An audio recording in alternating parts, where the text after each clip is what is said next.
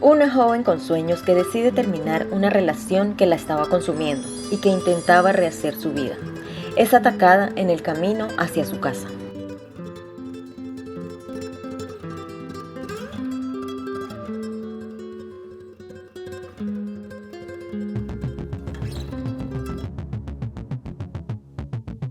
Yuri Alejandra Pineda Cabueñas tenía 19 años y residía en la Comuna 13 de Medellín, Colombia.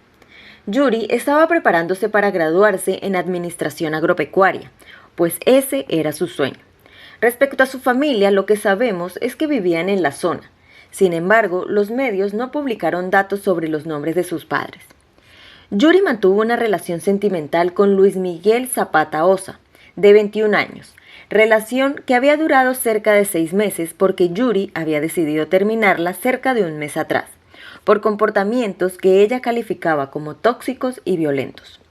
Los familiares aseguran que en reuniones familiares donde ella llegaba con él, se notaba molesto y trataba de llevársela, pero ellos no la dejaban ir.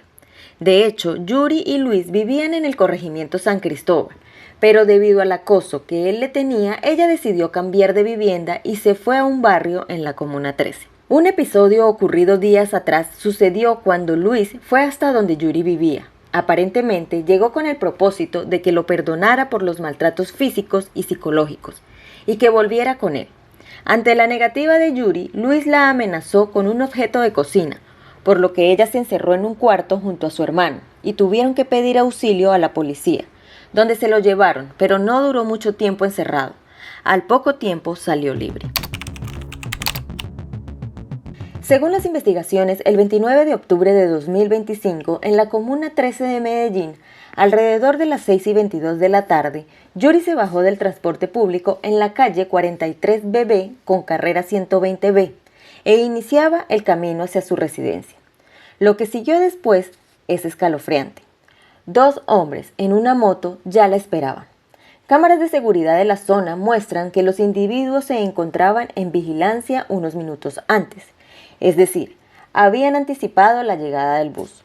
En el momento en que Yuri avanzaba hacia su casa, los sujetos descendieron de la moto, la interceptaron, la empujaron a la fuerza hacia la moto. Ella, por supuesto, intentó resistirse, cayó al suelo, pidió ayuda. En ese instante, el hombre que iba de parrillero le propinó varias heridas, principalmente en la espalda y cabeza. Un vecino intentó auxiliarla y entre varios lograron montarla en un taxi con rumbo a la unidad intermedia de San Javier. Pero al llegar, los médicos constataron su fallecimiento. Mientras tanto, la moto quedó abandonada en el sitio. Los agresores habían huido. La policía acordonó la zona, revisó cámaras, recogió testimonios. Ya estaba configurado un escenario de femicidio, por relación de pareja vigente terminada, por motivación de género y por violencia extrema.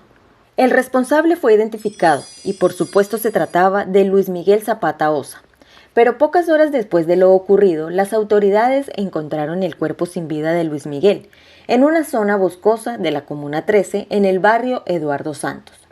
Según se trató de algo que él mismo hizo.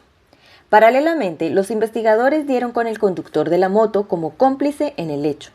El hombre, de nacionalidad venezolana, según algunos reportes, está siendo buscado para responder por su participación. Claramente, por lo ocurrido, no habrá un juicio típico contra Luis.